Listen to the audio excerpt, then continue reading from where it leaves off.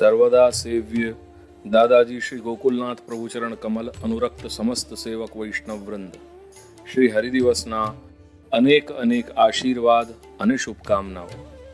આપણે ભક્ત શ્રેષ્ઠ શ્રી પ્રહલાદના શબ્દોમાં ભક્તિ સ્વરૂપ હીરકના 9 પાસાઓ જોઈ લીધા। આ જ 9 પાસા પ્રપત્તિ એટલે કે શરણ માર્ગના પણ ઘટક હોય છે, પરંતુ બંનેના સ્વરૂપમાં થોડું ઘણું અંતર હોય છે। શ્રવણ, કીર્તન, સ્મરણ, પાદ સેવન પછી ભક્તિ માર્ગીય અને પ્રપત્તિ માર્ગના અર્ચનમાં સ્વરૂપ સેવન અને માનસ પૂજનનો તફાવત છે। માનસ પૂજન એટલે કે ભગવાન શ્રી કૃષ્ણનો સ્વીકાર, વિચાર, સમજ તથા સ્વરૂપ અને લીલાની તન્મયતા। વંદન અને દાસ્ય પછી સખ્યના પાસામાં પણ કંઈક ભેદ રહેલો છે।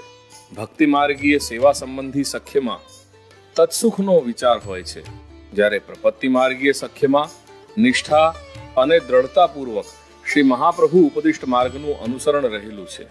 સખ્યનું તાત્પર્ય હોય છે અપ્રેરિત પ્રિય હિતકરણમ, અર્થાત પોતાના પ્રિયજનો માટે કોઈ પણ પ્રકારની પ્રેરણા વગર સ્વતઃ પ્રેરિત હિતનું આચરણ કરવું।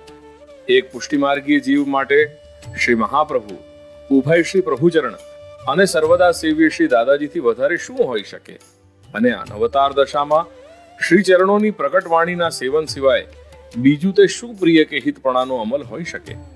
ભક્તિ માર્ગની જેમ શરણ માર્ગનું 9મું પાસું છે આત્મસમર્પણ।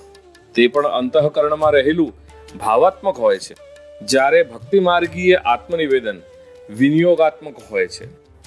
ભક્તિ માર્ગના પથિક હોઈએ કે પ્રપત્તિ માર્ગના, પરંતુ આ 9 પાસા વગર એક પુષ્ટિમાર્ગીય જીવનો કોઈ નિસ્તાર નથી, જેનો સમાવેશ ષડવિધા શરણાગતિના અંતર્ગત બતાવવામાં આવેલું છે।